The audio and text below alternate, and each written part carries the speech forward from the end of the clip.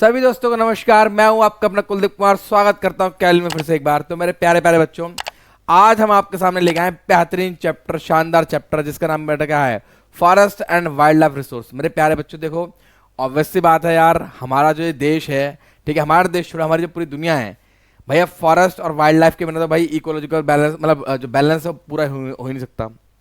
हमें इस चैप्टर को पढ़ने की जरूरत क्या है यार? ऑब्वियस बात है, हमें जानने की जरूरत है ना कि हमारे पास जो जीव जंतु हैं उनमें से कौन से ऐसे जीव जंतु हैं जो बेटा खत्म हो चुके हैं, कौन से ऐसे जीव जंतु हैं जो भैया खत्म होने वाले हैं, या फिर ऐसे कौन से जीव जंतु हैं जो मेरे बेटे धीरे धीरे खत्म होने की कगार पे आ रहे हैं।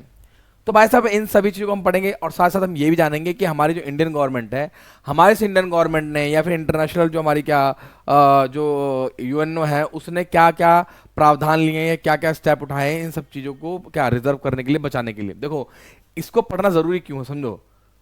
ऑब्वियस सी बात है यार, इकोलॉजिकल बैलेंस है, अगर इकोलॉजिकल बैलेंस नहीं बैठेगा ढंग से तो फिर काम खराब हो जाएगा। क्योंकि अगर आप लोगों ने पढ़ा हो इकोसिस्टम, पढ़ा ना, इकोसिस्टम क्या भाई, घास को हिरन खाता है, उसको वो खाता है, उसको वो खाता है, तो फिर वो एक फूड चेन चलती है।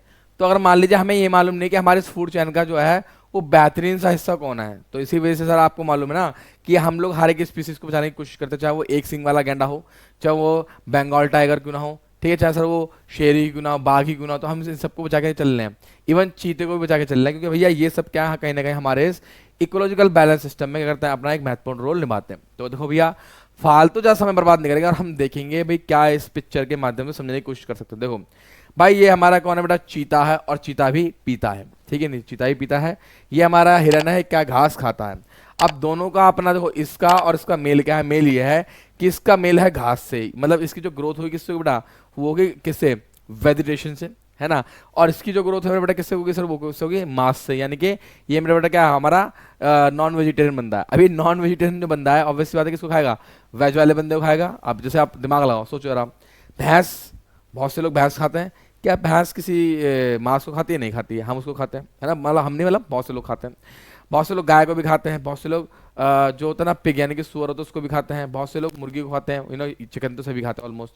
तो भाई साहब, आपने देखा होगा ज्यादातर जो मांसाहारी लोग हैं वो किसको खाते हैं मेरे बच्चे, जी हाँ, शाकाहारी लोगों को खाते हैं।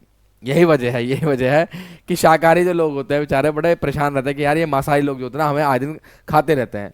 जिस प्रकार से जीव जंगल के अंदर ये परेशान है कि हाँ यार, अगर मैं अकेली निकली, मैं बच बच के निकली और कहीं मेरे पीछे शेर आ गया तो मेरा क्या होगा बेटा, तो कुछ तरह क्या नहीं होगा, तेरा जो अस्तित्व है वो मिट जाएगा, ठीक है। लेकिन इस अस्तित्व को बचाने के लिए हमारी इंडियन गवर्नमेंट, इंटरनेशनल यूएनओ भी इसमें क्या कर रहा है, पार्टिसिपेशन कर रहा है और इन बंदों को बचाने की कोशिश कर रहा है। तो आप लोग ना परेशान मत होना, आप बिल्कुल भी टेंशन न लेना, समझो, जहाँ समझो। देखो कैसे, आओ क्या कह रहे हैं भैया, कह रहे हैं मेरे बच्चे, पहला पहला समझो कि forest and wildlife resource actually है क्या, ये किस प्रकार की चीज है। सर क्या, we humans along with all living organisms, ठीक है, organisms form a complex web of क्या, ecological system in which we are only part. अब देखो, हम ह्यूमन हैं और हमारे जैसे ऐसे बहुत से क्या जीव जंतु, जो जीवित जीव जंतु हैं, हम लोग सब क्या बेटा इस इकोलॉजिकल सिस्टम का एक हिस्सा है। ना कि देखो, ह्यूमन जो है इकोलॉजिकल सिस्टम का हिस्सा, ना कि ह्यूमन की वजह से इकोलॉजिकल सिस्टम चलता है। तो इकोलॉजिकल सिस्टम तो हमारी वजह से नहीं है, हम सिर्फ उसके एक हिस्से हैं। अगर मान लीजिए हम भी गायब हो गए तो भी समस्या हो जाएगी, अगर जानवर गायब होगा तो भी समस्या हो जाएगी। और डिसबैलेंस अगर प्रकृति के अंदर होता है तो प्रकृति करती है, तबाही मचाती है नहीं। तो हम लोग क्या सिर्फ इसका एक पार्ट है, and very much dependent on this system. और हम सारे के सारे कहीं ना कहीं अपने अपने रूप में इस लोगों के ऊपर क्या है, डिपेंडेंट है। चाहे वो मेरे बच्चे कैसा हो, चाहे कोई प्लांट हो, चाहे कोई एनिमल हो, चाहे वो माइक्रो ऑर्गेनिजम्स हो, ठीक है, ये सभी से बेटा क्या है, एक दूसरे को डिपेंडेंट है। हमें इन्हीं क्या जीव जंतुओं, पेड़ों की वजह से सर क्या होती है, एक अच्छी फ्रेश एयर मिलती है। आप बात समझ रहे, सुन रहे हो, फ्रेश एयर। अगर पेड़ पौधे गायब कर दो तो आपको ऑक्सीजन मिल पाएगा, प्रॉपरली नहीं मिल पाएगा।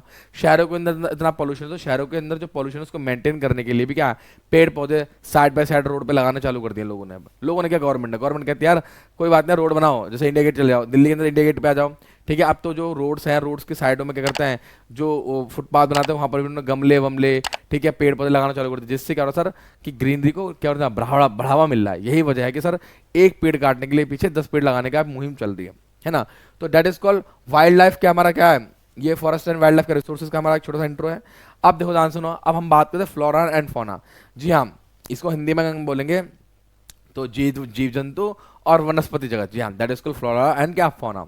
तो जीव जंतु और वनस्पति जगत हमारे इंडिया के अंदर किस प्रकार का है, देखो हमारे जो इंडिया ना वो वर्ल्ड में इस मामले में बहुत रिचेस्ट है, चाहे वो किसी भी जानवर की प्रजाति यानी कि स्पीसीज हो, या फिर किसी भी क्या हो बड़ा पेड़ की प्रजाति हो या स्पीसीज हो, चाहे फूल हो, चाहे फल हो, चाहे पेड़ हो, हर प्रकार के स्पीसीज हमारे इंडिया के अंदर ऑलमोस्ट पाए जाते हैं। तो इसीलिए इंडिया उन कंट्री के अंदर शामिल होता है जिनके अंदर मोस्ट रिचेस्ट क्या है, बोलो क्या, फ्लोरा एंड फोना है पूरे वर्ल्ड में।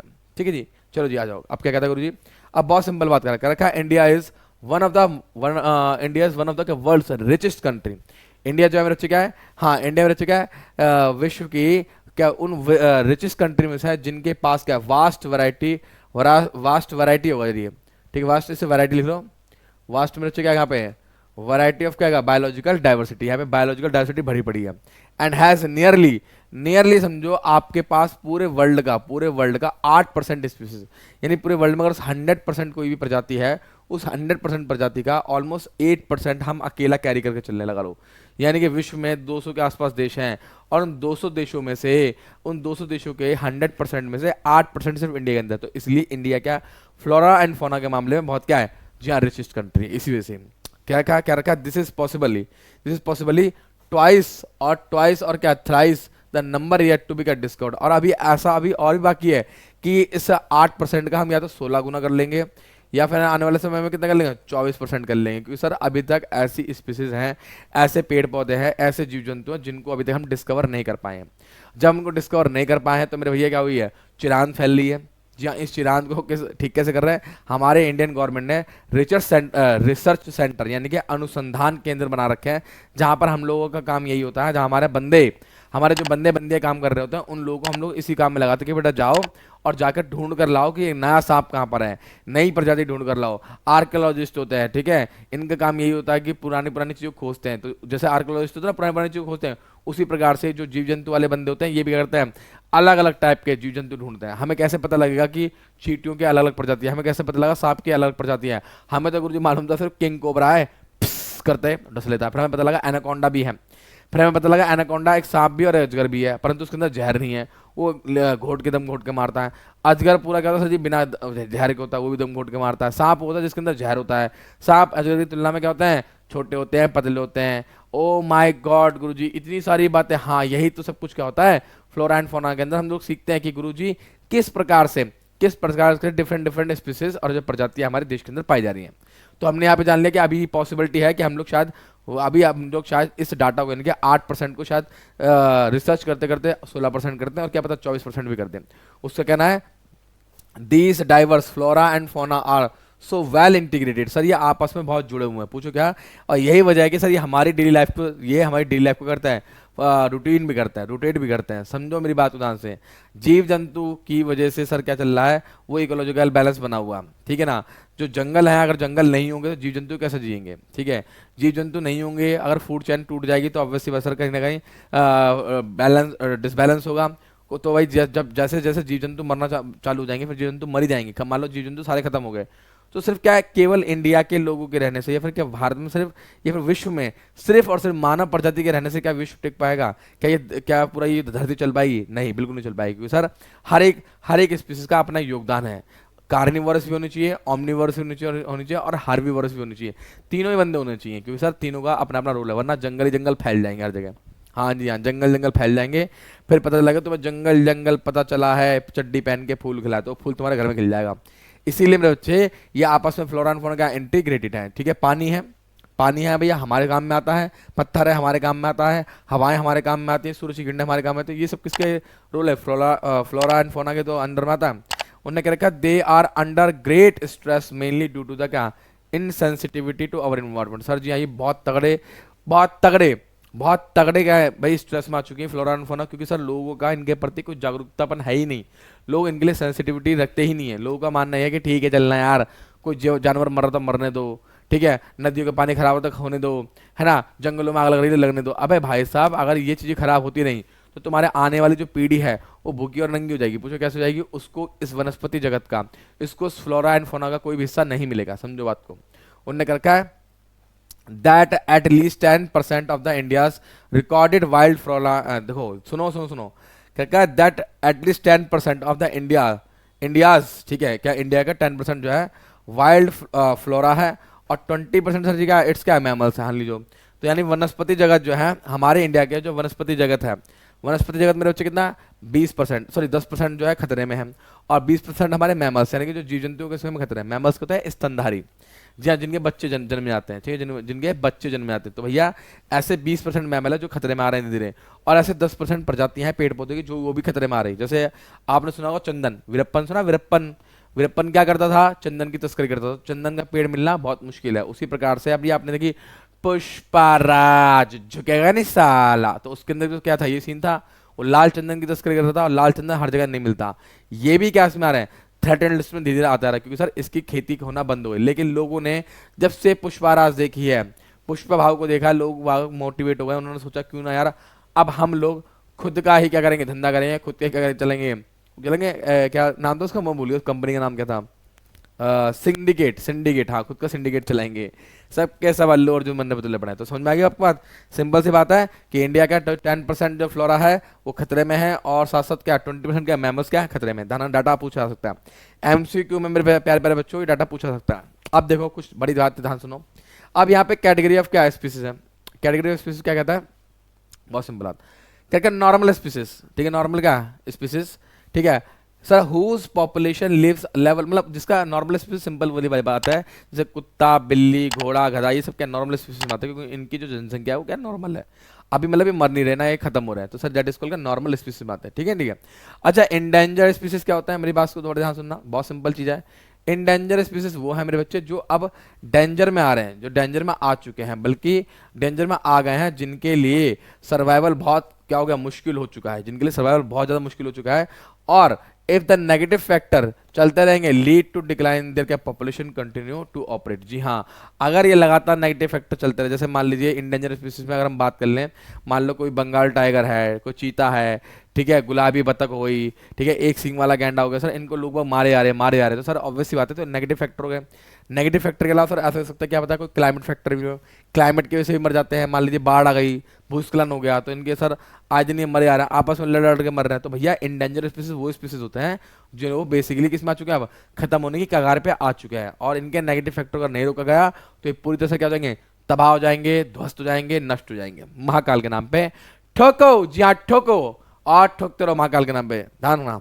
नेक्स्ट नेक्स्ट मेरे बच्चे क्या कहता है, वर्नरेबल स्पीसीज। जी हाँ, वर्नरेबल स्पीसीज क्या होता है, अरे बाबू बता दे क्या होता है ये, अरे बाबू बहुत सिंपल होता है, वर्नरेबल स्पीसीज वो स्पीसीज होता है मेरे बेटे जिनकी पॉपुलेशन गिर रही है, अभी वो इंडेंजर में नहीं आए, लेकिन अगर ऐसा ही रायता फैलता रहा तो आने वाले समय में सर ये क्या हो जाएंगे, इंडेंजर में आ जाएंगे, ये भी खतरे के निशान पे आ जाएंगे, अभी ये खतरे के निशान पर नहीं है।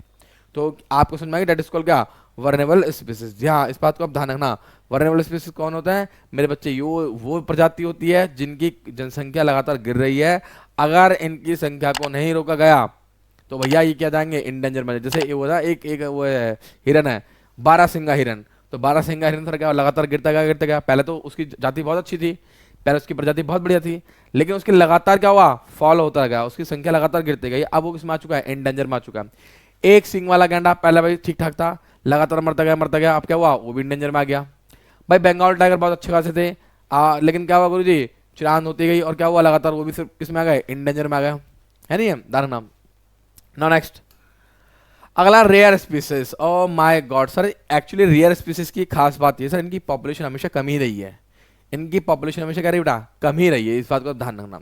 और ध्यान रखना, अगर इनकी पॉपुलेशन कमी रही है तो इसका मतलब या तो ये खत्म हो सकते हैं, यानी कि इंडेंजर में आ सकते हैं, या फिर इनकी जो संख्या अगर ठीक ठाक भी है, अगर नेगेटिव फैक्टर चलते रहे ऐसी, तो भैया क्या हो जाएंगे, या तो ये वर्नेबल में हो जाएंगे, या फिर किस में आ जाएंगे, इंडेंजर में आ जाएंगे। वर्नेबल में कैसे हो जाएंगे कि लगातार संख्या गिरती गई तो ये शायद इंडेंजर बन सकते हैं, और संख्या अगर ज्यादा गिर गई तो फिर क्या बन जाएंगे, इंडेंजर बन जाएंगे। तो वर्नेबल और इंडेंजर दोनों का मीनिंग अलग अलग है, लोग बाग इनके मीनिंग को सेम समझ लेते हैं, बहुत बारी पूछो क्यों समझ लेते हैं, क्योंकि गुरुजी सीन ये होता है कि दोनों में क्या होता है भाई, जनसंख्या कम हो रही है, लेकिन इंडेंजर वो है जिसकी संख्या बहुत ज्यादा कम है और वो खत्म हो सकता है, लेकिन वर्नेबल वो है जिसकी संख्या अभी बची हुई है, इतनी बची हुई है कि वो अभी तक खत्म होने के कगार पर नहीं है, लेकिन अगर उसकी संख्या लगातार गिरती गई तो शायद वो क्या हो जाएगा, इंडेंजर हो जाएगा। ठीक है, तो रेयर स्पीसीज उन्हीं की कैटेगरी में से या तो क्या होगा, बिल्कुल ही खत्म होने के कगार पर आ चुके हैं, या फिर कैसे बेटा खत्म हो रहे हैं धीरे धीरे और आने वाले समय में खत्म हो जाएंगे, और इनकी संख्या हमेशा कहती है स्मॉल ही रहती है, स्मॉल पॉपुलेशन। जैसे मान लो अगर हम बात कर लें एक सिंग वाला गैंडा,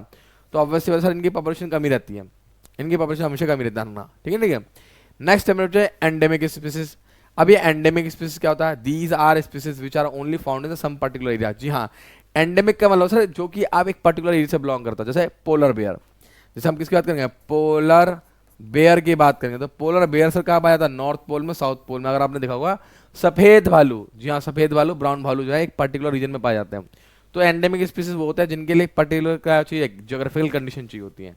अगर हम बात करें छोटी छोटी सी बातें, आप देखो जो जंगली क्या होता है? कुत्ता होता है, कहाँ पाया जाता है? वो सब पहाड़ वहाड़ों में पाया जाता है।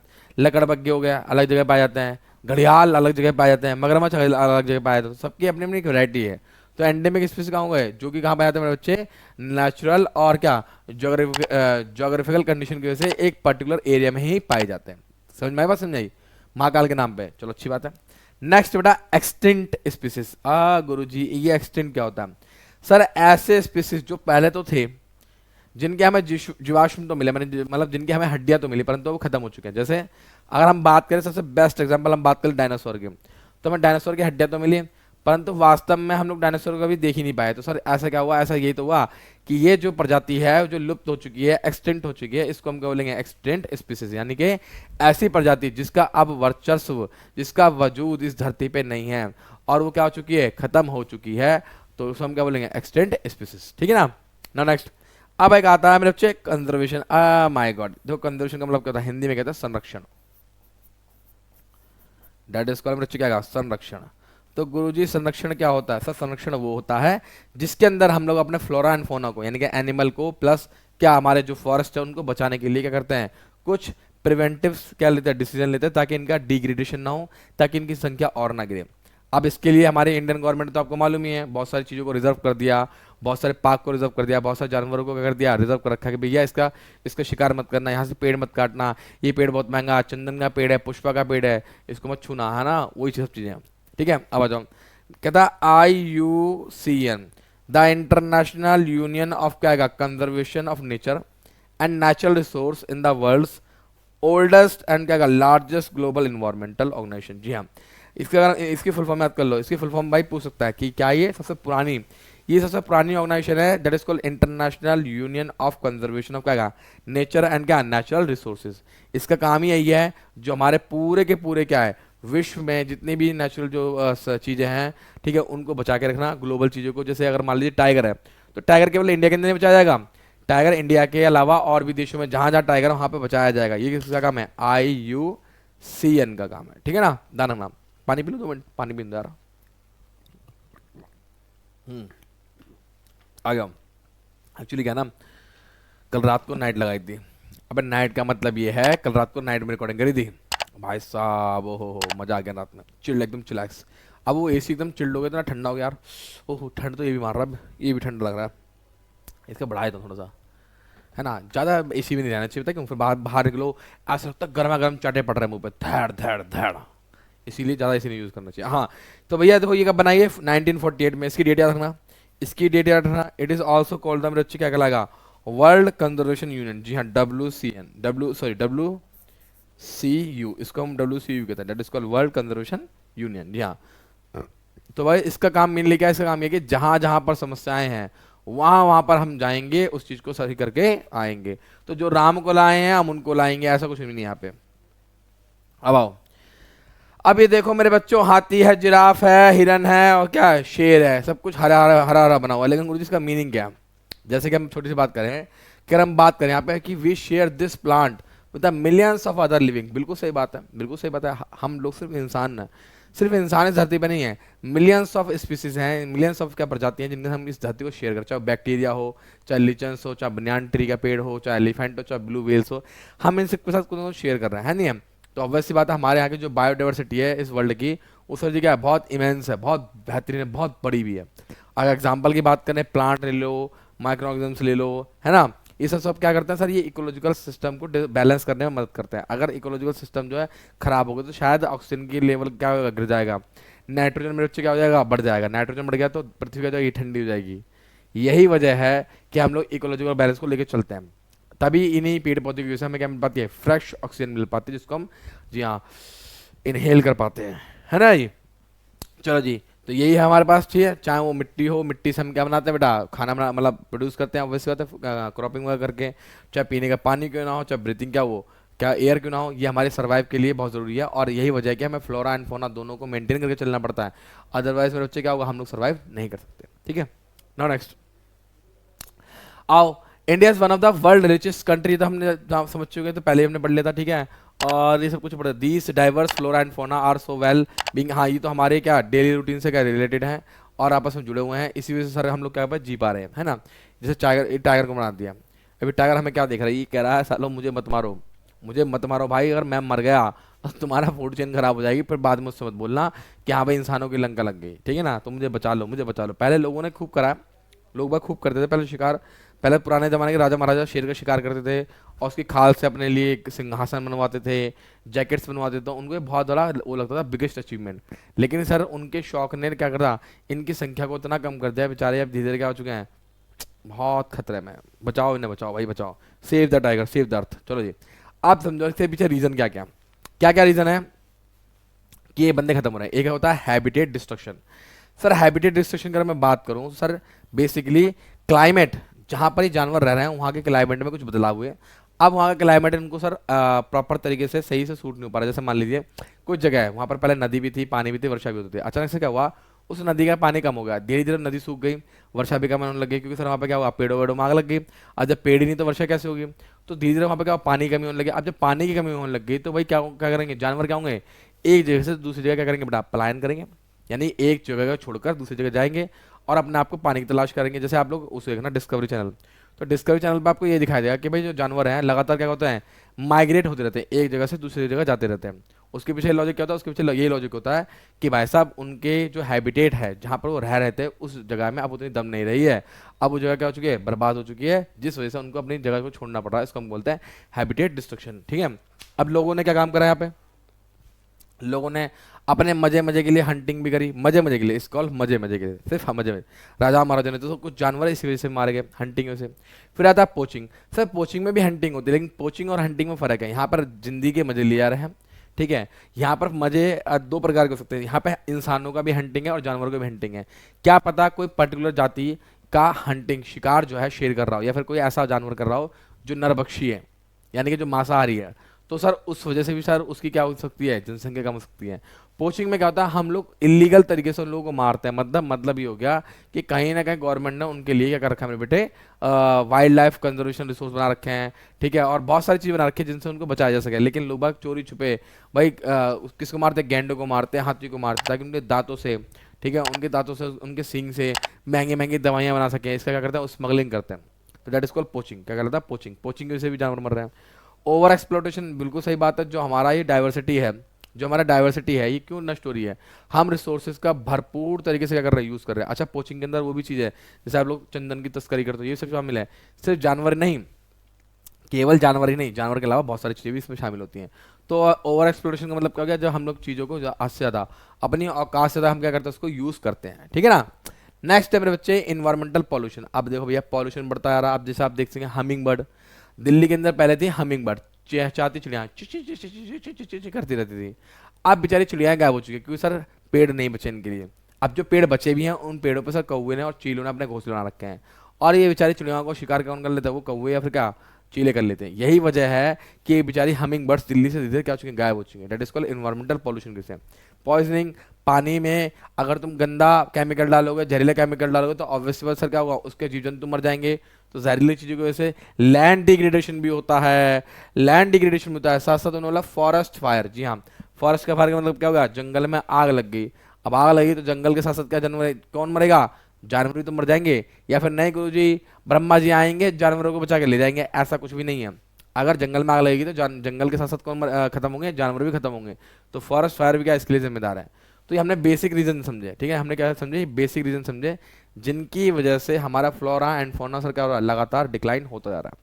क्या आपको बात समझ में आ रही है, पक्का समझ में आ रही है। चलो जी ना नेक्स्ट अगला देखो। कहता है other important causes, other important causes of environmental destruction. अब कुछ अदर कॉजेस भी हैं इन्वायरमेंटल डिस्ट्रक्शन के, आर अनइक्वल एक्सेस। जी हाँ, कुछ लोगों के पास कुछ चीज़ें, अच्छा उसके अलावा और भी चीज़ें हैं, कुछ लोगों के पास कुछ चीज़ें क्या बहुत ज़्यादा हैं और इनइक्विटेबल क्या है मेरे बच्चे, इनइक्विटेबल मतलब क्या, कंजम्पशन ऑफ रिसोर्स। मतलब ये हो गया, कभी कभी ऐसा होता है कि जनसंख्या के एक बहुत अमीर वर्ग के पास बहुत सारी रिसोर्सेज हैं, ठीक है, और वो अपने मनचाहे तरीके से रिसोर्सेज को यूज करता है, बाकी लोगों को नहीं देता है।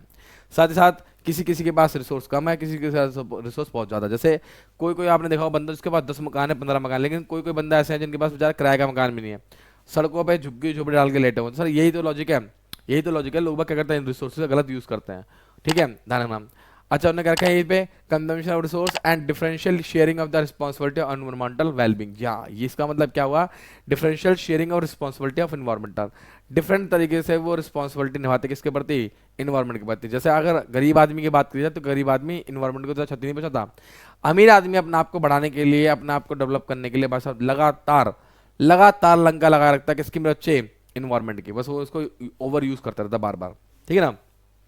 क्या रखा है, over population in third world country is often cited as the cause of environmental का डिग्रेडेशन। जी ओवर पॉपुलेशन, जिस कंट्री के अंदर, हर तीसरी कंट्री के अंदर बेटा ओवर पॉपुलेशन है ही है।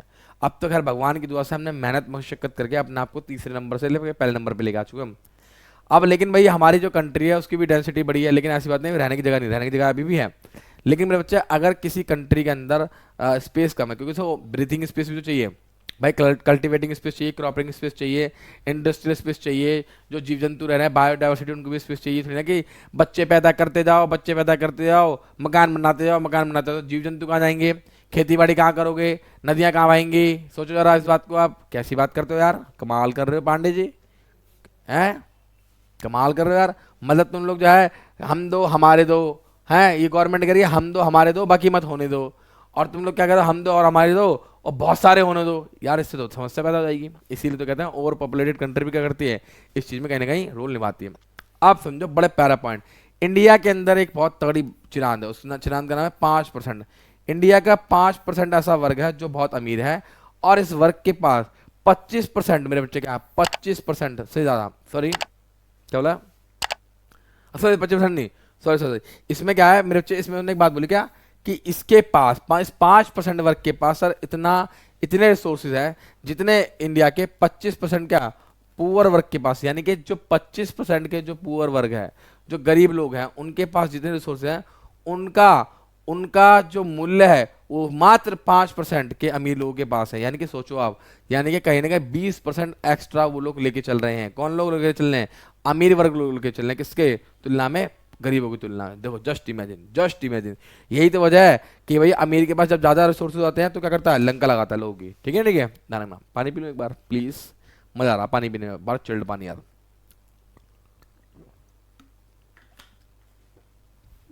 चलो जागे हो, अब आगे क्या बोलता है भाई साहब, देखो जी, अब है इम्पैक्ट क्या पड़ा, डिस्ट्रक्शन का इम्पैक्ट क्या पड़ा भाई साहब, देखिए ध्यान सुनना, क्या पड़ा सर, हमारे पास बायोलॉजिकल लॉस हुआ, ऑब्वियस सी बात है, क्योंकि अब बायोलॉजिकल लॉस हो सर, मान लीजिए एक प्रजाति पे लॉस हो तो सर वो एक का नहीं है, वो बाकी का भी लॉस है, क्योंकि सर हमारी जितनी भी जो चीज़ें को रिलेटेड है वो आपस में जुड़ी हुई हैं, और साथ साथ ये हमारे कल्चर डाइवर्सिटी को भी करते नुकसान पहुंचाती है।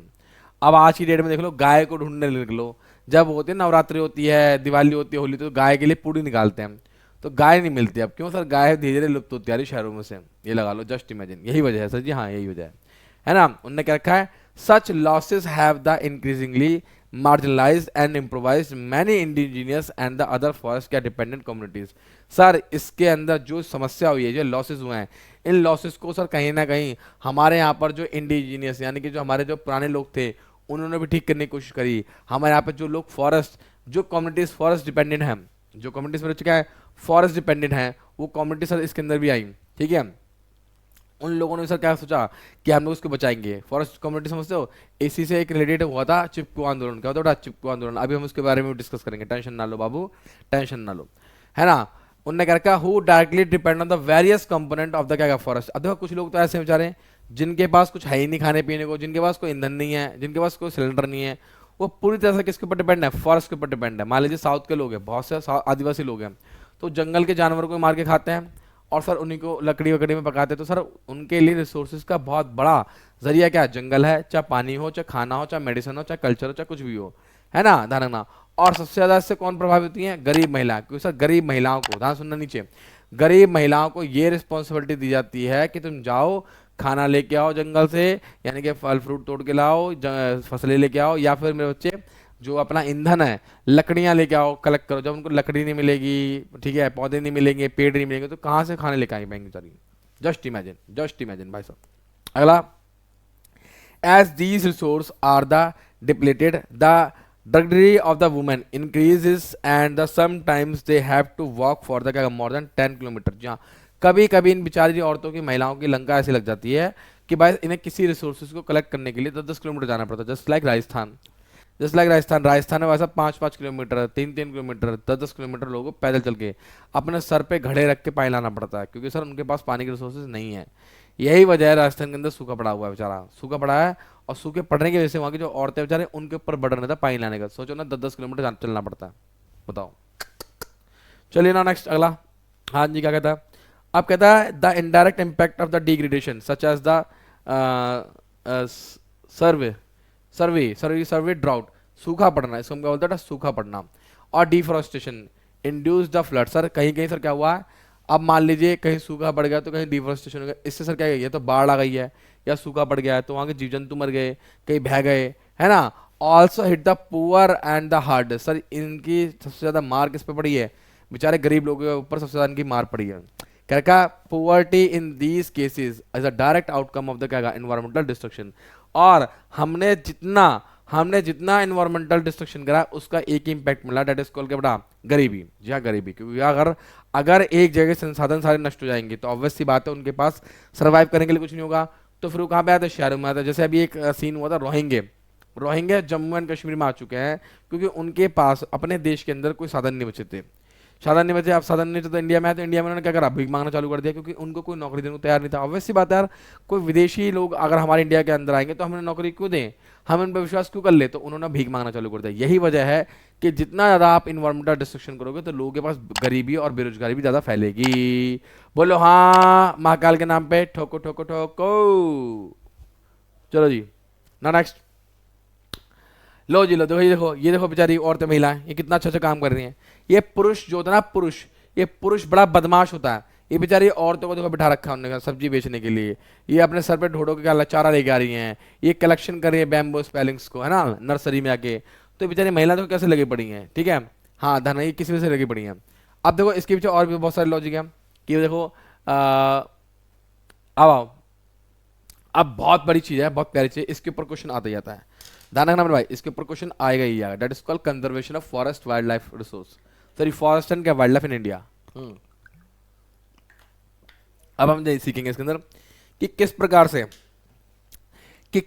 से मेरे बच्चे उन्होंने बोला conservation of forest and wildlife. जी हाँ, हम कैसे इस जीव जंतुओं को इंडिया के किस प्रकार से वनस्पति जगत को हम कैसे बचा सकते हैं और हमने क्या क्या किया पढ़ेंगे हम उसमें। कंजर्वेशन का बेसिक मीनिंग सिंपल ये है कि हम लोग इकोलॉजिकल सिस्टम को बचाना चाहते हैं और लाइफ सपोर्ट को क्या करते हैं? सुरक्षित रखना चाहते हैं, चाहे वो मिट्टी हो, चाहे वो पानी हो, चाहे कुछ भी हो, ठीक है। और हम लोग ये भी चाहते हैं सर इनकी जो जेनेटिक डाइवर्सिटी है, चाहे वो प्लांट की हो चाहे वो एनिमल की हो, वो लगातार बढ़े, इनकी ब्रीडिंग अच्छी हो, ठीक है, और ये स्पीसीज बढ़े, ठीक है। अगर हम बात करें एग्रीकल्चर में तो यही वजह है कि हम लोग सर क्या करते हैं? ट्रेडिशनल तरीके से ज़्यादातर हम फसलों को उगाने की कोशिश करते हैं, क्योंकि अगर हम लोग फर्टिलाइजर्स का यूज़ करेंगे, हम लोग केमिकल का यूज़ करेंगे तो भाई मिट्टी क्या हो जाएगी? खराब हो जाएगी। और अगर मिट्टी खराब हो जाएगी तो ऑब्वियसली उस द्वारा भूमि पे मतलब खेती नहीं हो पाएगी। यही वजह कि सर हमने फिशरीज यानी कि मत्स्य पालन कर रहे हैं, मछली पालन कर रहे हैं कि जो मछलियां खत्म हो चुकी हैं अब हम उनको क्या कर रहे हैं मेरे बच्चे? जी हाँ, पाल रहे हैं ताकि उनकी प्रजाति को हम और बढ़ा सके। दैट इज कॉल्ड क्या? ब्रीडिंग। जी हाँ। और देखो हमने और क्या क्या कदम उठाया भाई साहब? हमने conservation of forest and wildlife के अंदर हमने क्या कदम उठाया? The Indian wild life protection act हुआ, इंप्लीमेंटेड हुआ 1972 में। भाई इसे रट्टा मान लो कि इंडियन जो प्रोटेक्शन एक्ट है वाइल्ड लाइफ वाला कब हुआ? 1972 में क्या हुआ? ये हुआ। और with the various provision for protecting the habitats. और हमने सोचा कि हम लोग क्या प्रोटेक्ट करेंगे? जो लोग जहां रह रहे हैं हम लोगों उन्हें वहीं बचाएंगे। ये नहीं कि उनको बचाने के चक्कर में उनको उठा के चिड़ियाघर में लेके आएंगे ना। जो जानवर जहां रह रहा है उसको वहीं रहने दो और उसको वहां पर बचाओ। और उसके लिए एक ही कानून लेके आए, बोलो क्या? कि अगर इसको मारा दंड लगेगा और जेल होगी। इसी वजह से एक सिंग वाला गैंडा, मगरमच्छ हो गया, ठीक है, गुलाबी बतख हो गई, टाइगर हो गया, इन सबके हंटिंग पे बैन लगा दिया गया, ठीक है। अब सुनो ध्यान से, all India list of protected वास के पब्लिश। और इंडिया ने उन सभी बंदों की लिस्ट को करा छापा जिनमें हम लोगों को बचाना है, ठीक है, हम लोग भी जानेंगे वो कौन कौन होंगे, ठीक है। क्या क्या the thrust of the programme was toward the protecting the remaining population, इसका जो मेन उद्देश्य क्या है, जो बची हुई पॉपुलेशन है जो कि इंडेंजर में आ रही है उसको भाई बचाना है, चाहे हम उसके लिए बैन कर दें हंटिंग को, लीगल प्रोटेक्शन दें उन्हें, चाहे हम उनके लिए फॉरेस्ट डिपार्टमेंट के बंदे रखें, चाहे पुलिस रखें, पर हम बचाएंगे बचाएंगे, इवन यहाँ पे रिस्ट्रिक्शंस लगा देंगे। Subsequently central and the many state government ने स्टैब्लिश करा नेशनल पार्क स्टैब्लिश करा, जैसा ना सतपुड़ा के जंगल वाला हो गया है ना, और भी है, बंगाल में भी नेशनल पार्क है, मध्य प्रदेश में नेशनल पार्क है। तो आप इन नेशनल पार्क का नाम में जरूर याद कर लेना, ठीक है, नाम जरूर याद कर लेना, इनके नाम के बारे में पूछा जा सकता है एग्जाम्पल के रूप में, ठीक है ना, ये नाम ये आपको मिलेंगे भी, ठीक है। आप देखो उन्होंने क्या था, central government also announce several projects.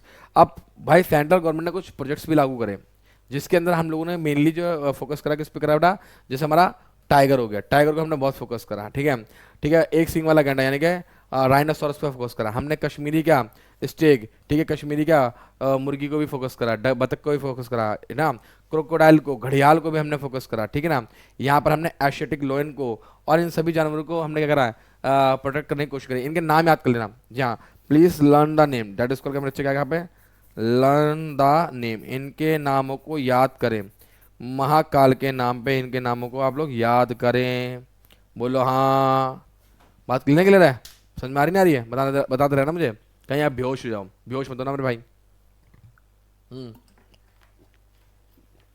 आगे सुनो क्या कह रही है भैया, बड़े नाम सुनो क्या कह रही है। हाँ जी, अब देखो 1973 में सर क्या हुआ, क्या रखा उन्होंने, authorities realise that the tiger population had down let in the 1827 from the estimate, oh my God, सोचो रहा 1827 रह गई है सिर्फ, और ये कितनी एस्टिमेट थी, 55,000 के पास थी at the turn of the century. लो जी, कुछ सौयों वर्ष पहले हमारे यहाँ पर 55,000 के आसपास टाइगर थे, लेकिन अभी कितने रहे, केवल 1827 टाइगर है पूरे वर्ल्ड में। अब मेजर थ्रेट क्या है सर, मेजर थ्रेट इसके पीछे रीजन क्या है, पोचिंग करना व्यापार के लिए, ठीक है, श्रिंकिंग द हैबिटेट्स, जो वहाँ का जो लोकल जो उनका इन्वायरमेंटल जो इंफ्रास्ट्रक्चर है जहाँ पे वो रहते हैं, वो इन्वायरमेंटल जो इंफ्रा है वो खराब हो चुका है, मतलब वो टाइगर के रहने के लिए सही नहीं। जैसे मान लो आपके घर में अगर मान लीजिए सीलन आने लग जाए, बदबू आने लग जाए, स्मेल आने लग जाए, तो आप अपने घर में रह पाओगे नहीं ना, उसी प्रकार से टाइगर के साथ भी सीमा। Depletion of the prey base species, जी हाँ, जो वहाँ के जीव जंतु थे जिनको खाते थे पीते थे सर, वो जंतु का गायब हो चुके हैं।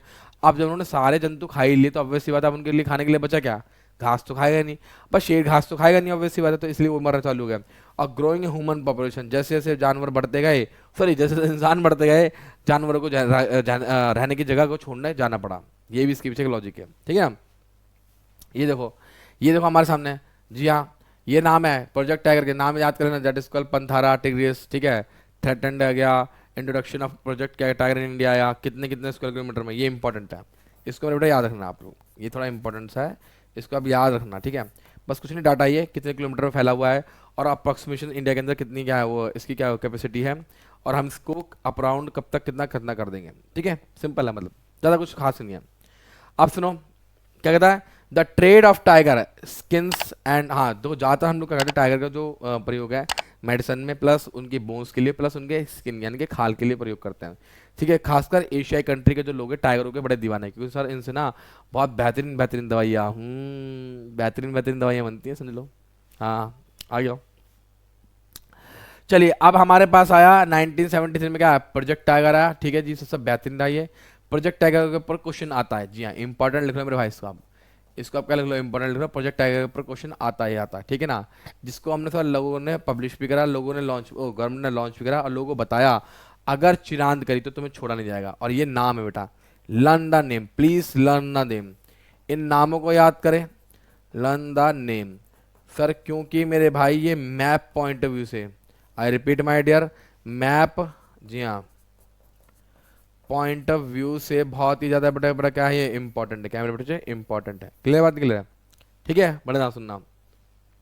अब क्या था हमारे से, अब इसके अंदर देखो हमने किन किन सुनो था, हम लोगों ने किन किन जगहों को पार्क में बदला, जैसे जिम कॉर्बेट नेशनल पार्क है मेरे बेटे उत्तराखंड में, सुंदरबन के हो गए नेशनल पार्क, वेस्ट बंगाल में हो गया। ठीक है, ये कौन है, बांधवगढ़ का नेशनल पार्क क्या मध्य प्रदेश में हो गया। ठीक है सर, इसका वाइल्ड लाइफ कहाँ जो सेनेचुरी है कहाँ पर, राजस्थान में हो गई। मानस टाइगर कहाँ पे आ गया, असम में आ गया। और पेरियार कहाँ पे आ गया बेटा, केरला में आ गया। इनको याद रखना, 6 के 6 नामों को। ये मैप के पॉइंट ऑफ व्यू से भी इंपॉर्टेंट है, यानी मैप में भी पूछा जा सकता है, पूछ सकते हैं भाई साहब। देखो जी, एक सिंग वाला गैंडा हो गया, राइनो हो गया है ना, और ये बेचारी वाले हिरन हो गए। इनके लिए हमने एक पार्क बना रखा है ना, यहाँ पर देखो यही तो है। यही तो मेरे बच्चे क्या है कि इस टाइप के हमने पार्क बना के छोड़ दिया कि इनमें आके कोई भी ना खेती करेगा, ना कोई ग्रेसिंग करवाएगा, ना कुछ भी करेगा, बस शांति से हमने दूर रहो उससे। हाँ, अब आओ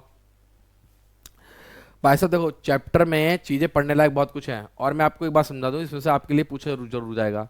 आप लोग ये सोचोगे नहीं गुरुजी, नहीं गुरुजी, नहीं, ऐसा नहीं आएगा जरूर। अब देखो हमसे, in the notification under wild protection act जो 1980 में और 1986 में एक हो रहा है, सेवरल 100 बटरफ्लाइज, ठीक है, मॉथ्स, बीटल्स एंड वन क्या, dragonfly have been added to the list. हाँ जी, हमने कुछ बटरफ्लाइज को ऐड करा, ड्रैगन फ्लाइज थे, टिड्डो को भी हो गया, बीटल्स को भी हो गया, मॉथ्स को भी हो गया। इनको हमने सर कहाँ पे ऐड करा, इस लिस्ट में ऐड करा जिसमें हम लोग इनको बचाएंगे। यानी कि हमें लगा कि भैया जो ग्रास ऑपर, नहीं ग्रास ऑपर तो खैर नहीं, ड्रैगन फ्लाई, ठीक है, ड्रैगन फ्लाई शायद ग्रास ऑपर ही बोलता है लोग, खैर से ग्रास हॉपर को तो खैर ड्रैगन फ्लाई बोलते नहीं बोलता, आई डोंट नो, पर ग्रीन ड्रैगन फ्लाई शायद वही होता है। एक बार चेक कर लूँ, ड्रैगन फ्लाई देख मैं क्या होता है, ड्रैगन फ्लाई जब चेक करते एक बार, क्योंकि दोनों में ज़्यादा फ्राई वो नहीं है ड्रैगन फ्लाई। हाँ मतलब वो टिड्डे टाइप में होती है, लेकिन टिड्डे से अलग होती है, टिड्डे से अलग होती है ना। टिड्डे तो भाई साहब जिस फसल में घुस जाए उनकी बैंड बजा दे रखे, क्योंकि टिड्डे फसल खा जाते हैं। क्या क्या 1991 में for the first time plants for also added. अच्छा, कुछ प्लांट्स को भी ऐड करा गया, जैसे चंदन का पेड़, मैंने बोला चंदन का पेड़, लाल चंदन और क्या सफेद चंदन, दोनों के पेड़ को यहाँ पे, और 6 प्रजातियों के पेड़ों को इसमें ऐड करा गया, क्योंकि इन पेड़ों की प्रजाति धीरे धीरे कम हो रही है। और कम भी इसलिए हो रही है कि सर इसकी क्या हो रहा है, व्यापार हो रहा है, इसका क्या हो रहा है, ट्रेड हो रहा है, इस वजह से हो रहा है ना। आ गया। अब मेरे बच्चे ध्यान सुनो, हमारे पास है टाइप एंड क्या, distribution of the forest wildlife resource. अब हमने इसका डिस्ट्रीब्यूशन तो करा कैसे, अगर हम ध्यान से समझें, यहाँ पे बहुत सिंपल चीज़ है। ये काम हमारे फॉरेस्ट डिपार्टमेंट ने करा है और गवर्नमेंट डिपार्टमेंट के अंडर में हुआ है। उन्होंने हमें बताया कि हमारे पास जो ना forest are classified under the following category. 3 प्रकार के हमने फॉरेस्ट को कैटेगराइज करा, पहला रिजर्व फॉरेस्ट को, दूसरा प्रोटेक्टेड फॉरेस्ट को, तीसरा अनक्लास फॉरेस्ट को। तो अनक्लास को आप समझो जिसका हमें मालूम ही नहीं क्या कैटेगरी, बस पढ़े हुए हैं, होते नहीं होता बहुत बारीकी, कुछ झाड़ होते हैं जहाँ मर्जी उग जाते हैं, ठीक है, एक झाड़ होता है जहाँ मर्जी उग जाते हैं, उसे डाल दो कहीं पे भी, जहाँ मर्जी उग जाएगा, उसे कुछ पानी प्रॉपर खाद की कोई जरूरत नहीं होती है नहीं, हम ध्यान रखना। चलो जो ध्यान सुनो, जैसे भांग का पेड़ होता है, भांग का पेड़ वैसे उग जाता है कहीं ना कहीं। देखो आओ समझो, आप गुरुजी रिजर्व फॉरेस्ट क्या होता है, बड़ा ध्यान समझना। क्या रखा, more than the half of the total forest. उन्होंने बोला बेटा more than the half of the क्या, total forest land has been declare the क्या, रिजर्व फॉरेस्ट। हमने 50% से ज्यादा जो लैंड फॉरेस्ट है उसको हमने क्या करा, रिजर्व घोषित कर दिया। क्या घोषित कर दिया उसको, जी हाँ, रिजर्व घोषित कर दिया। रिजर्व का मतलब सर क्या होगा, अब ये बचा के रखेंगे हम आने वाली क्या पीढ़ी के लिए, ताकि वो यूज कर पाए। अब हम यूज नहीं करेंगे इसको, है ना, हम यूज नहीं करेंगे। Reserve forest are regarded as the most valuable as far as the क्या, conservation of forest and wildlife resource for the concern. जी हाँ, हमने फॉरेस्ट वाइल्ड लाइफ के कंसर्न यानी कि उसको ध्यान में रखते, नजर रखते हुए इसको कंजर्वेशन में डाला है। हमने कहा कि नहीं भैया इसको रिजर्व करके रखो, आगे चल के यूज कर सकते हैं इसको। और प्रोटेक्टेड फॉरेस्ट क्या होता है सर, जिसको हमने हमारे फॉरेस्ट डिपार्टमेंट ने बता दिया, हमारे फॉरेस्ट डिपार्टमेंट ने बताया जितना भी हमारा फ्लोरा एंड फोना का एरिया है उसका 1/3, उसका 33% हम लोग क्या करेंगे, प्रोटेक्ट करके चलेंगे कि हम देखेंगे कोई से काट ना सके, ठीक है, कहीं काट ना सके। समझे, आपको समझे। जी हाँ, इसमें और फर्दर डिप्लेशन नहीं होना चाहिए, अगर इसमें हो चुका है तो कोई दिक्कत नहीं, सब बचा के रखो। हाँ, अनक्लास फॉरेस्ट क्या होता है, क्या these are the other forest and wasteland. जी हाँ, इसमें मतलब ये कि मतलब पड़ी हुई हैं, मतलब लकड़ी पड़ी हुई है, जंगल उगे हुए हैं, इनको कोई भी कम्युनिटी आके यूज कर लेती है, चाहे गवर्नमेंट हो, चाहे प्राइवेट हो, चाहे इंडिविजुअल हो, चाहे कोई भी यूज कर सकते हैं। तो ये अनक्लास फॉरेस्ट उन लोगों के लिए छोड़ दिए गए हैं। जाओ बेटा इनकी लकड़ी को उठाओ, जलाओ, खाना पीना बनाओ, इसके लिए हम कोई मना नहीं करेंगे। ना तो इसमें चुल करना, ना तो इसमें चुल करना, ठीक है, ना तो इसमें से व्यवहार, ना तो इसमें क्या करना, हाथ पर मारना, तो इसका करना व्यापार करना। जी हाँ, ये व्यापार की वजह से ज्यादा होती है, ये बचा के रखना होता है। इसमें व्यापार की वजह से क्या करते हैं, हम प्रोटेक्ट करते हैं, क्योंकि इसमें व्यापार होता है। जैसे चंदन की लकड़ी वो प्रोटेक्टेड फॉरेस्ट में आता है, ठीक है, लेकिन हाँ चंदन यूज होता है, ऐसी बात नहीं है, पर इसका जो ऑथेंटिकेशन है यानी कि अथॉरिटी किसके पास है, हमारी गवर्नमेंट के पास है, ठीक है जी। चलो जी नेक्स्ट, अब आओ, क्या क्या reserve and the protected forest are also referred to as the permanent forest. ठीक है जी, हमने रिजर्व फॉरेस्ट की बात कर ले, प्रोटेक्टिव फॉरेस्ट की बात कर ले, इसको हमने परमानेंट फॉरेस्ट मान लिया। क्या मान लिया बेटा? परमानेंट फॉरेस्ट, क्योंकि अब इनके साथ कोई छेड़छाड़ तो कोई करेगा नहीं, ऑब्वियस सी बात नहीं करेगा। तो गुरुजी इसमें बोल रखा है purpose of producing the timber. ठीक है, states maintain for the purpose of producing the timber and the other forest produce and for the protective reasons. हाँ जी हाँ, तो भैया हमने परमानेंट फॉरेस्ट रख दिया। अब हमें चाहिए टिम्बर, चाहिए टिम्बर का मतलब समझते हो? लकड़ी के फट्टे। जी हाँ, लकड़ी के फट्टे। तो इसके लिए हम अनक्लास फॉरेस्ट को यूज करते हैं, या फिर हम लोग जो रिजर्व फॉरेस्ट होता है हम लोग उनमें से भी यूज करते हैं। पूछो कैसे? कि हाँ भाई जो लकड़ी के जो फट्टे हैं, अगर मान लीजिए हर कोई लकड़ी के फट्टे बनाने लग जाए लकड़ी को लेकर, तो भैया बैंड तो बजेगी नहीं बजेगी। तो इसका मतलब जो एरिया है, जो लकड़ी का जो एरिया है वो अलॉट किया जाता है। मेरी बात सुना से, लकड़ी का जो एरिया वो अलॉट किया जाता है कि हाँ आप इस एरिया में से इतनी लकड़ी काट सकते हो और इसको आप लोग के टिम्बर के लिए, लकड़ी के फट्टों के लिए बना सकते हो। आपके घर में जब भी फर्नीचर का काम होगा तो भाई प्लाई के फट्टे आते हैं, प्लाई के बड़े बड़े बोर्ड आते हैं, तो वो बोर्ड बनाने के लिए लकड़ी का यूज होता है। तो उसी लकड़ी के लिए सर हम लोग क्या करते हैं, कहीं ना कहीं सर इन फॉरेस्ट की जो लकड़ी है उसको यूज करते हैं, लेकिन किसमें से? जिसमें से हमें अलॉट किया जाता है गवर्नमेंट के द्वारा। ठीक है, ध्यान रखना। उन्होंने कहा रखा Madhya Pradesh has the largest area under the permanent forest. जी हाँ, मध्य सबसे ज्यादा, ये इंपॉर्टेंट क्वेश्चन है, 1 मार्क का क्वेश्चन। हाँ भैया भाई साहब 1 मार्क का क्वेश्चन जी। सबसे ज्यादा लार्जेस्ट परमानेंट फॉरेस्ट किसके पास है सर? ऑलमोस्ट मध्य प्रदेश के पास है, जिसका 75% फॉरेस्ट एरिया का है उसके पास परमानेंट है। बात करते हैं जम्मू कश्मीर की बात कर ले, आंध्र प्रदेश की बात कर ले, उत्तराखंड की बात कर ले, केरला की बात कर ले, तमिलनाडु की बात कर ले, वेस्ट बंगाल की बात कर ले, महाराष्ट्र की बात कर ले। Sir highest have large percentage of का रिजर्व फॉरेस्ट है इसके टोटल फॉरेस्ट का। यानी कि इन राज्यों में, अगर इन राज्यों की बात करें तो इन राज्यों में सबसे ज्यादा रिजर्व फॉरेस्ट पाए जाते हैं। तो अगर हम परमानेंट फॉरेस्ट की बात करें तो मध्य प्रदेश हो गया, और अगर हम रिजर्व फॉरेस्ट की बात करें तो ये वाले देश हो गए, सॉरी राज्य हो गए। ठीक है ना, हम बात करें बिहार की, हम बात करें हरियाणा की, हम बात करें पंजाब की, सर इनके अंदर सर क्या है? बल्क में है, मतलब बल्क मतलब समझते हो, मतलब हाई बल्क है, परंतु इनके मुकाबले इतना नहीं है। और हम बात करें हमारे नॉर्दर्न ईस्टर्न स्टेट्स की बात करें, यानी कि हम लोग हमारे जो उत्तर पूर्वी जो हमारी क्या है स्टेट्स हैं, ठीक है, राज्य हैं, जैसे गुजरात की बात कर ले हम, है ना, हाई परसेंटेज ऑफ क्या their forest as the unclassed. यहाँ गुजरात में सबसे ज्यादा ऐसे पेड़ पौधे पाए जाते हैं, ऐसे जीव जंतु पाए जाते हैं, फिर ऐसी जंगल पाए जाते हैं जिनका कोई क्लास नहीं है, जिनको लोकल कम्युनिटीज अपने होममेड घर के लिए यूज कर सकती है, चाहे खाना बनाने के लिए यूज करे, चाहे बच्चों को गिल्ली डंडा खिलवाए, चाहे वो लकड़ी में आग लगाए, इससे कोई दिक्कत नहीं है। ठीक है, ध्यान रखना। चलिए आगे देखिए ना, नेक्स्ट अगला ये देखो जी। अब घड़ियाल ऑन द ब्रिंक, देखो घड़ियाल भी खत्म होने के उसमें है। तो ये एक वो आया था कि can you find out the reason why for the above mention problem, ये बताया क्यों गया तो है नहीं है। ये घड़ियाल देखो ये रहा कि bird death blamed on the dirty Yamuna. अब जो ये पहले हमारे यहाँ पर वो आते थे, क्या बोलते हैं, माइग्रेट होकर कौन आते थे? बगुले आते थे, बगुले। अब बगुले आना बंद हो गए, क्यों बंद हो गए? और दिल्ली में सर घड़ियाल थे, ठीक है, वही वो तो खैर खत्म हो ही गए, वो दी एंड हो गए, ठीक है, पूरे दी एंड हो गए, है नहीं है। चलो जी, तो भैया इसके पीछे रीजन क्या है? वही पॉपुलेशन, ओ सॉरी पॉल्यूशन ही है। पॉल्यूशन ने गंदा पानी कर दिया यार। आप यमुना का पानी देखोगे ना, आप देखकर कहोगे यार गुरुजी तो सरफ का पानी है, इतना गंदा पानी कर दिया। तो वहां पर जो माइग्रेट होकर जो बगुले आ रहे थे, हंस आ रहे थे, वो क्यों आएंगे? अब क्यों नहीं आएंगे? आएंगे नहीं, बर्ड नाना बंद कर दिया, माइग्रेशन दी एंड हो गया, लगा लो, जस्ट इमेजिन। ठीक है, चलो जी। अब है sacred groves a wealth of diverse and the rare species. Oh my god गुरुजी, बड़ा प्यारा पॉइंट है सर। क्या?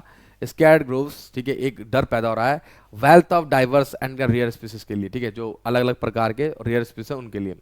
क्या क्या बहुत समझना, nature worship is a age old tribal belief. बिल्कुल सही बात है। प्रकृति की पूजा हम लोग नहीं, कौन करते बेटा? जो आदिवासी लोग हैं वो प्रकृति को बहुत मानते हैं, क्योंकि सर उनका मानना था कि जो भी कुछ हम हैं वो सब प्रकृति की देन है। प्रकृति की वजह से हमारे घर में बच्चे खाना खा पा रहे हैं, हम लोग जी पा रहे हैं, इसलिए चाहे जानवरों को मारें चाहे वो पेड़ों को काटें, सर वो हर किसी की पूजा करते थे। अगर कोई जानवर मरता था सर उसको भी वो हाथ जोड़ के खाते थे, क्योंकि उनका कहना था कि आज जानवर ने अपनी जान दी है हमारे लिए, इस वजह से हमारा पेट भर पाएगा। जस्ट इमेजिन, सोचो आप, जस्ट इमेजिन। आगे सुनो क्या कहता है। कहता है बच्चे, based on the premise that all creation of the nature. देखा ये वही वाली बात है कि प्रोटेक्टेड। और देखो ये यही वाली बात बोल रहा है कि लोग बाग डरते थे, उनके अंदर वो थी डरावनी भावना थी। कहती बेटा डरावनी भावना थी, ये वजह से कि the forest of God and goddess, कि अगर इन्होंने बदतमीजी करी, अगर हमने ज़्यादा जंगलों के साथ छेड़छाड़ करी, तो भाई जो प्रकृति के देवी देवता वो हमें मार देंगे। जी हाँ, ऐसा भी था, ऐसा भी था। और वास्तव में ये होता है, देवी देवता तो नहीं मारते, परंतु नेचर डिसबैलेंस होता है। तभी तो देख लो, आप पहाड़ों पे आप मत जाओ, बारिश का समय चल रहा है, पहाड़ों पे बिल्कुल मत जाओ, भूस्खलन हो रहा है, गाड़ियां बह रही हैं, लोग मर रहे हैं, इसलिए लोग बाग बारिश में कभी नहीं जाते, ध्यान रखना। ठीक है, these patches of the forest और parts of the large forest have been left untouched, और यही वजह है, यही वजह है उन्होंने कुछ पेड़ों को इतना क्लियर छोड़ दिया, इतना क्लियर छोड़ दिया, उन्होंने बिल्कुल भी मतलब कह दिया कि यार मतलब भाई साहब ने छूना मत, अगर छुआ तो हाथ काट के फेंक दूंगा, अगर छुआ तो हाथ काट फेंक दूंगा। उन्होंने बोल दिया कोई भी इंटरफेरेंस नहीं चाहिए, कोई से आंख उठा के नहीं देखेगा, ये पेड़ जैसा लगा उसको लगा रहने दो। उन्होंने पूरी तरह से क्या कर दिया, बैन कर दिया, और इसमें इवन गवर्नमेंट को भी इंटरफेरेंस करने से मना कर दिया। ठीक है, चलो जी, अगर हम बात करें बहुत छोटी सी, तो सर इसमें देखो द मुंडास एंड द क्या संथल ऑफ द छोटा नागपुर में रीजन में वर्शिप क्या महुआ, जी महुआ, ओ माय गॉड, दम मारो दम, जी हाँ बेहतरीन, ये महुआ के क्या करते हैं, पूजा करते हैं। ठीक है ना जी, महुआ कदामा, ठीक है, ट्रीज की। आगे सुनो, नेक्स्ट है द ट्राइबल ऑफ उड़ीसा, जो है वो लोग भाई जो बिहार के और जो उड़ीसा के जो लोग हैं, आदिवासी लोग हैं, वर्शिप द टर्मिट, टर्मिट क्या टर्मिडुस इंडिसिया, and the mango, mango tree during the wedding. जी हाँ, आम के पत्ते आते नहीं आते, हमने देखो हुआ ये लोग टर्मिट, टर्मरिक तो शायद कुछ और होती है, टर्मरिक तो हल्दी होती है, टर्मिट का कुछ और पौधा होता है, अब चेक करना टर्मिट कौन सा पौधा है। और ये तो आम वाला तो समझ गए हो कि भाई शादी ब्याह में देखो आम के पत्ते का यूज करा जाता है, तो वैसे तो शुभ कार्य में आम के पत्ते यूज होता है, इसी वजह से उड़ीसा और बिहार के लोग आम के पेड़ की पूजा करते हैं। ठीक है ना, काटते नहीं उन्हें। और टू मैनियस, पीपल के पेड़ हो गया, बनियान ट्री हो गई है ना, बरगद का पेड़ हो गया, पीपल का पेड़ हो गया, आपने देखा होगा ना, बोलते हैं ना घर वाले कि पीपल के पेड़ के पास मत जाइयो वरना भूत चिपट जाएगा, रात को उठा के ले जाएगा। हाँ ये वाली बात है, बरगद के पेड़ के नीचे मत सही हो, नहीं तो चुड़ैल चिपट जाएगी। मैं कहता हूँ चिपट जा, आज चिपट मुझ पे चिपट ले, मैं पकड़ लूंगा चुड़ैल को। लेकिन भाई मजाक वाली बात नहीं है, यही लोग, यही रीजन है कि लोग बाग इनके इनकी पूजा करते हैं। इनका मान्यता ये होती है कि अगर आपने इनसे छेड़छाड़ करी तो तुम्हारी एस्टेसी हो जाएगी, तो ये लोग इसी वजह से इन पेड़ों को बचाव रखते हैं। यही वजह है कि अगर घर के किसी घर के आगे पेड़ अगर पीपल का पेड़ उग जाए तो लोग बाग उस चीज़ को अवॉइड करने की कोशिश करते हैं। और पीपल एक ऐसा पेड़ है जिसको किसी बीज की जरूरत नहीं होती है, अगर उसको मिल गया एटमोसफेयर, पानी मिल गया, सीलन मिल गया, तो निकल जाएगा वैसा, है ना। चलो जी नेक्स्ट, कहता है Indian society comprises several cultures. जी हाँ, बहुत अलग अलग टाइप के कल्चर है, each with own its own set of the traditional method of the क्या। अच्छा दो एक बात और है सर, अलग अलग सोसाइटी है, अलग अलग कल्चर, तो हर एक के अपने अपने तरीके क्या अलग अलग है कि लोगों को पेड़ किस तरह से बचाने हैं। कोई पर्टिकुलर सोसाइटी किसी अलग पेड़ को बचाती है, कोई पर्टिकुलर सोसाइटी किसी अलग पेड़ को, जैसे अभी हमने देखा कि बिहार के लोग आम के पेड़ को लेकर देख लो, है ना। और हमारे कौन से लोग हैं यहाँ के, ये हमारे क्या मुंदास वाले, कहाँ के बच्चे हुए, छोटा नागपुर हो गया, है ना, यहाँ के लोग हो गए, इनको बचा के रखते हैं। अगर हम बात करें अपना, अगर आपने देखा होगा राजस्थान में जो बिश्नोई समाज है वो हिरन की बहुत करता है, बहुत पूजा करता है, तो देख लो अलग अलग प्रजाति के लोग जानवरों को बचा के रखते हैं कि भैया ये हमारे जो ये जानवर है हमारे समाज का प्रतीक है, हमारे समाज के आन शान, हमारा भगवान है। यही वजह है कि लॉरेंस बिश्नोई ने धमकी दी है सलमान खान को कि राजस्थान में आजा बेटा उड़ा देंगे, और यही वजह है कि आज तक वो दोबारा जा नहीं पाया। आप उसको पता है कौन सी पिक्चर के बाद सीन हुआ था, वो गाना सुना तुमने, मारे हे बेड़ा में नाचे मोर वाला गाना, वाला गाना, वही गाना राजस्थान में शूट करा गया था। और उसी गाने में उसने कहा, उसी गाने के बाद उसने हिरन को मार दिया था, वहीं से कांड चालू हुआ। और फिर बेचारा सलमान खान बचा बचा यहाँ घूमता रहा, तुम लगा लो, जस्ट इमेजिन। चलिए आगे देखिए, अब ये रहा, देखो यार ले नाम लिया हाजिर, बिश्नोई समाज। देखो जी आगे ना आगे चैप्टर में तुम्हारे भाई मतलब एक लगा लो अंतर्यामी टाइप का है, ये तुमने सोचा नहीं था ये बिश्नोई समाज यहाँ पे आ जाएगा। क्या in and around the Bishnoi villages, हाँ राजस्थान में, हेड ऑफ ब्लैक बक, जी काला हिरन, जी काला हिरन हो गया, उसको अगर आपने छुआ तो भाई साहब आप गए। तो यहाँ पर समाज अपने अपने तरीके से अलग अलग जानवरों को और अलग अलग पेड़ों को बचाने की कोशिश करते हैं। ठीक है ध्यान रखना इस बात को, है ना। और वहाँ पे एक पिकॉक हो गया, वो मुर्गा भी, मुर्गा कह रहा हूँ, जो मोर है उसकी बात कर रहा हूँ, उसको बचाते हैं। ठीक है, अब आ जाओ, अब कुछ और भी चीजें समझ लेते हैं। Reserve and protected forest also referred as a permanent forest state maintain for the purpose of produce. ये तो हमने पढ़ चुका है, हम लोग ये पढ़ चुके हैं, ये तो पढ़ चुका है, ये हम पढ़ चुके हैं, ये तो हम पढ़ चुके हैं। आ जाओ, ये शायद हमने पढ़ा नहीं पढ़ा, हाँ ये नहीं पढ़ा। देखो कम्युनिटी एंड कंजर्वेशन। अब देखो बड़ा प्यारा भाई, कम्युनिटी, कुछ कम्युनिटियां और उनके कंजर्वेशन, इनको थोड़ा ध्यान से समझने की कोशिश करना। क्या क्या in some area of India, कुछ इंडिया के कुछ एरिया में local communities are struggling to conserve the these habitats. अब उन लोकल कम्युनिटीज को बड़ी दिक्कत हो रही है कि यार जो पेड़ को बचाना चाह रहे हैं, जैसे आप चिपको मूवमेंट हुआ था, चिपको आंदोलन में क्या हुआ था, महिलाएं चिपक गई थी पेड़ से और उन्होंने पेड़ को कटने नहीं दिया, तो यही रीजन था ना, महिलाएं हो गए पुरुष हो गए।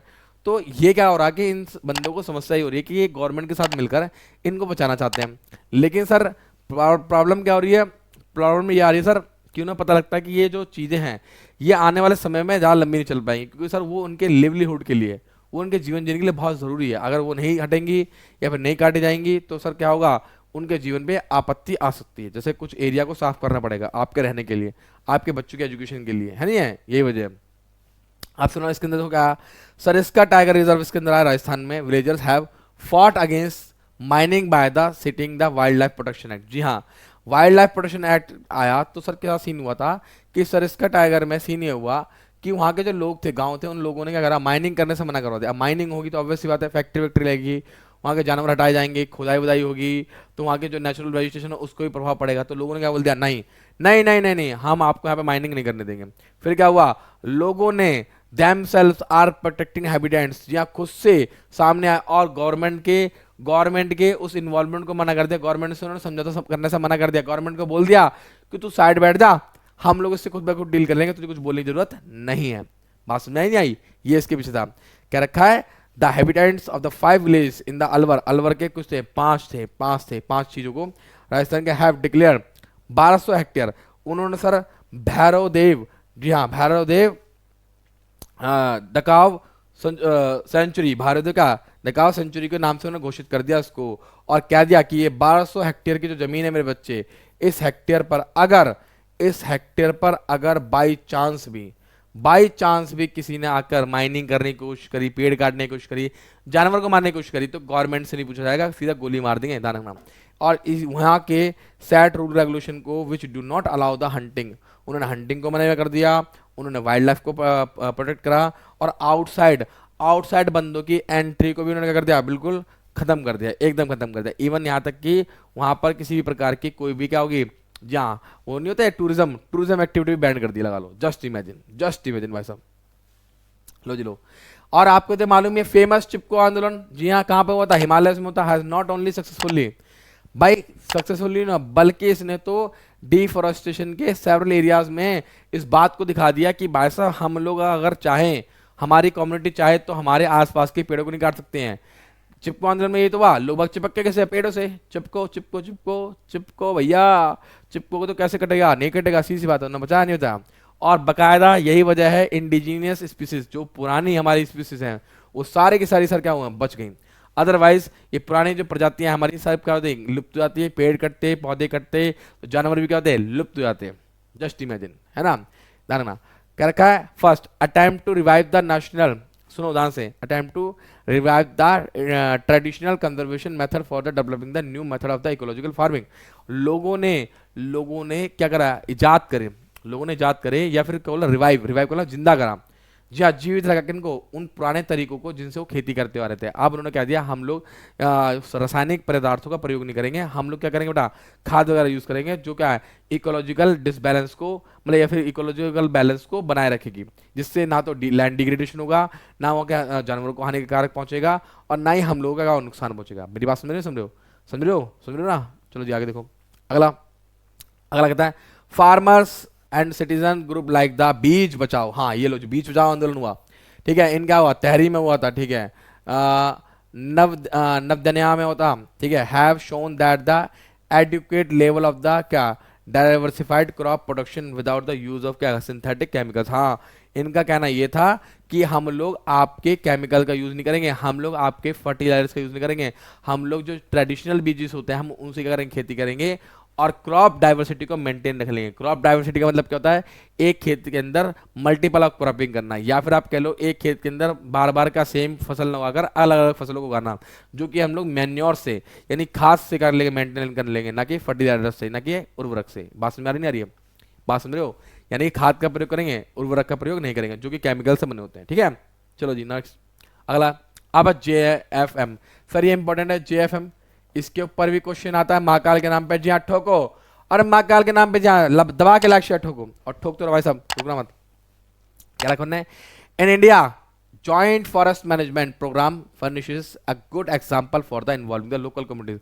अब इसमें क्या हुआ, गवर्नमेंट ने बोला कि भाई साहब बाबू हम तो तुम्हारे लिए चीजों को बचाएंगे, पर आप जो लोकल कम्युनिटी जो कम्युनिटीज हो, यानी कि जो लोकल लोग हो भाई साहब, वो हमारे साथ जुड़ जाओ तो काम बहुत आसान हो जाएगा। क्योंकि देखो अब ये बात तो आप जानते ही हो कि भैया पुलिस हर टाइम पे नहीं पहुंच सकती, या 24 घंटे क्या नहीं रह सकती कि हाँ भाई जब भी कोई कांड हो तो पुलिस मिनट से पहले पहुंच जाए, है नहीं है?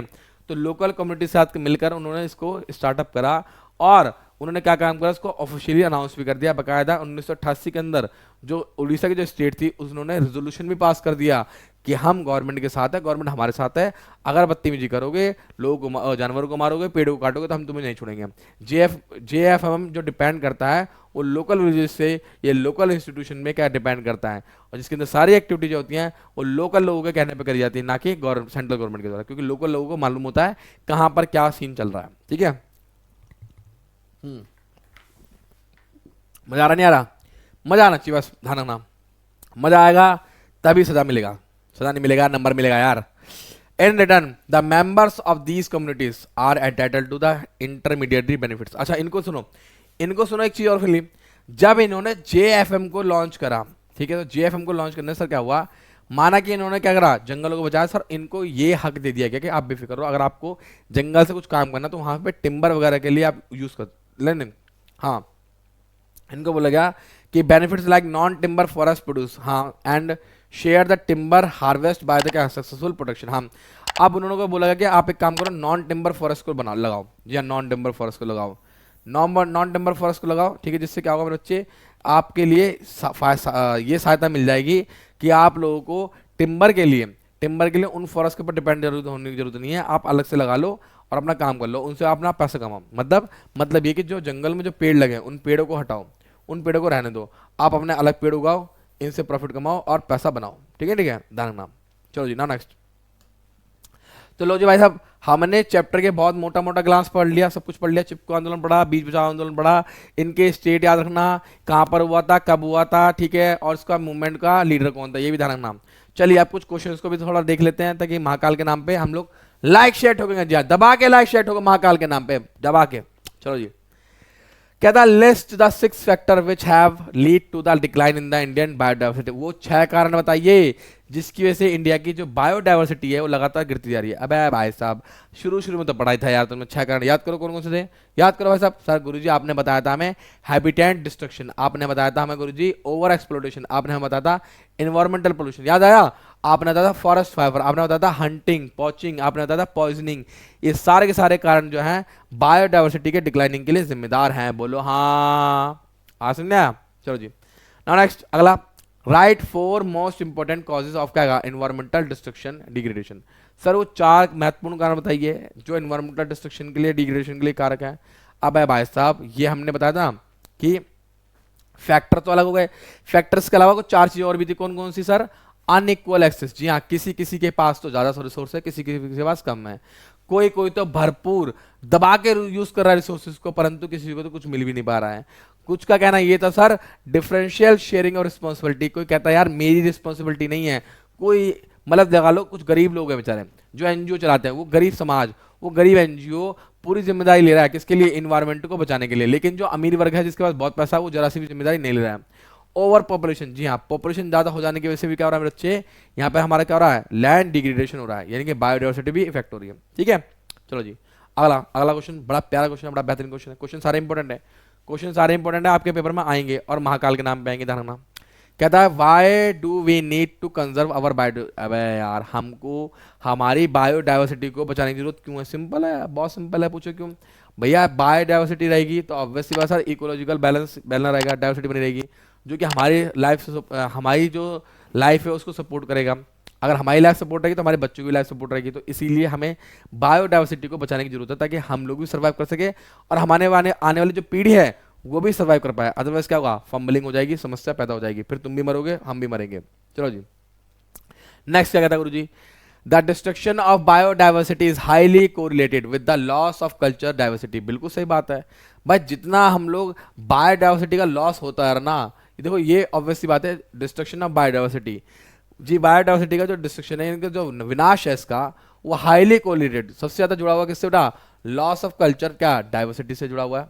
चलो जी हाँ भी कल्चर, अब बताओ क्या वजह है, क्या वजह है कि कल्चर भैया, कल्चर भी इससे बर्बाद हो रहा है, क्या वजह है। पहला, increasingly marginalised improvised many forest dependent the communities. Obviously बात है, अगर आपकी बायोडाइवर्सिटी खराब होगी, अगर आपके पेड़ पौधे खराब होंगे, तो जो लोकल कम्युनिटीज उनके ऊपर डिपेंड है, उनकी भी समस्या पैदा हो जाएगी। उनका कहना है अमंग द पुअर वुमेन, जो बेचारी अफेक्टेड होती हैं, ये तो हमने पढ़ा भी शायद, जिन बेचारियों को खाने के लिए जंगल जाना पड़ता है, जिन बेचारियों को 10-10 किलोमीटर चलना पड़ता है पानी लाने के लिए, तो उनके लिए समस्या होगी नहीं होगी।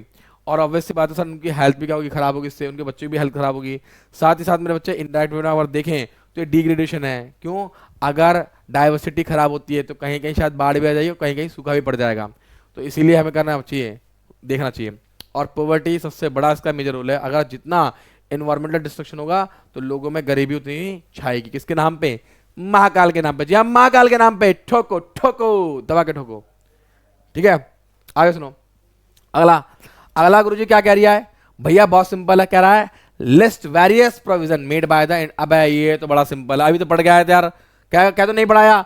अगर मना करोगे ना भाई साहब, ऑनलाइन घुस के चाटा मारूंगा कि नहीं पढ़ाया गुरुजी। अभी हमने बताया ना कि इंडिया ने क्या लाया, वाइल्ड प्रोटेक्शन एक्ट लेगा 1972। जी हाँ, क्या लाया 1972, जिसके अंदर उन्होंने various kind of the list publish करी। जानवरों की लिस्ट पब्लिश करी, गैंडे की लिस्ट पब्लिश करी, बटरफ्लाई की, ड्रैगन फ्लाई की, उसकी क्या बोलते हैं, गुलाब फूलों की, पेड़ों की, पौधों की, इन सारी लिस्ट को क्या कराना है बताया। साथ साथ उन्होंने बैन कर दिया हंटिंग को, पोचिंग को, साथ उन्होंने लीगल प्रोटेक्शन देना चालू कर दिया। साथ ही उन्होंने ये भी कहा भाई साहब इस एरिया में घुस गए ना, जहां दिखोगे वहीं गोली मार देंगे। उन्होंने ये बता दिया कि किस चीज को आप लोग प्रोड्यूस कर सकते हो, किस चीज को आप यूज नहीं कर सकते हो। ठीक है ना, चलिए नेक्स्ट। अब हमें ब्रीफ नोट देना किसका, प्रोजेक्ट टाइगर के ऊपर। अरे यार प्रोजेक्ट टाइगर तो बताया था हमने, है ना, कि हमने सर जी क्या कर रखा है, हमने ऑलमोस्ट लगा लो हमारे यहाँ पे कितने 27 टाइगर रिजर्व बनाए इंडिया के अंदर। ठीक है, 27। और ध्यान सुनो इस बात को, सर ये कब हुआ था, 1973 में लॉन्च हुआ था। ठीक है, जिसके अंदर इनिशियली दिखाया गया कि हमें जो है इंक्रीज हुई टाइगर की पॉपुलेशन कब तक, 1989 तक। बट इन 1993 में पॉपुलेशन ड्रॉप हुई, और यही वजह है कि हमने 27 टाइगर रिजर्व को लॉन्च करा इंडिया में, जिसके अंदर हमने टोटल कितना एरिया लिया, 37,761। सर ये डाटा इंपॉर्टेंट है गुरुजी, इंपॉर्टेंट है गुरुजी, इंपॉर्टेंट है बाबू, ये इंपॉर्टेंट है, बहुत ध्यान रखना मेरी बात को, ये इंपॉर्टेंट है। ठीक है, उन्होंने क्या रखा हमारे से, क्या गुरुजी, tiger conservation has been viewed not only as the effort to save the endangered. इसका सिर्फ मकसद ये नहीं था केवल टाइगर को बचाना, सर इसका मकसद ये भी था कि सर जो हमारे जो बायोलॉजिकल जो डाइवर्सिटी है उसको बचाना भी था, क्योंकि टाइगर से रिलेटेड और भी बायोडाइवर्सिटी है जो जुड़ी हुई हैं, तो वो अगर खराब हो गया तो सर वो भी खराब हो जाएगा, है ना। तो इसीलिए सर हमने जिम कॉर्बेट नेशनल पार्क बनाया, सुंदरबन बनाया। ठीक है, भानदेव का नेशनल पार्क हो गया मध्य प्रदेश में, और हमने नाम बता दें सारे केरला में भी है, राजस्थान में भी है, असम में भी है। तो ये नाम सारे इंपॉर्टेंट हैं, इन नामों को मेरे भाई याद रखना, क्योंकि ये नाम आपकी जिंदगी बदल देंगे। ये नाम आपके लिए मेरे बच्चे मैप, जी हाँ मैं बोल रहा हूँ आपको, मैप पॉइंट ऑफ व्यू से बहुत इंपॉर्टेंट है। गुरुजी बच्चे बोलते हैं सर जी मैप किसका आएगा भाई साहब, और किस चैप्टर में से कौन सा मैप आने की संभावना है। तो मैप पॉइंट ऑफ व्यू से अगर हम देखें तो जितने भी आपके ये नेशनल पार्क हैं या रिजर्व पार्क हैं, ये आपके आने की संभावना ज़्यादा है। ठीक है भैया, तो देखिए भाई साहब हम लोगों ने इसको दी एंड कर लिया। तो मेरे बच्चों बड़े ध्यान सुने, मेरी बात सुने, आज हमने इस चैप्टर को दी एंड कर दिया है, और महाकाल के नाम पे अब हम इसके एमसीक्यू क्वेश्चन भी करेंगे, हम इसके बेटा असर्शन रीजन केस बेस भी करेंगे। तो जिन जिन बच्चों ने अभी तक नहीं पढ़ा ढंग से भाई पढ़ लो, ठीक है, एडमिशन ले लो, और महाकाल के नाम पे लाइक ठोको। और चलो मेरे बच्चों मिलता है हम किसी अपनी नेक्स्ट क्लास में, तब तक के लिए अपना ध्यान रखो, सतर्क रहो, सुरक्षित रहो, क्या देखते रहो, कैल्विन, मैं हूं आपका अपना कुलदीप कुमार। मिलता है किसमें, नेक्स्ट क्लास में।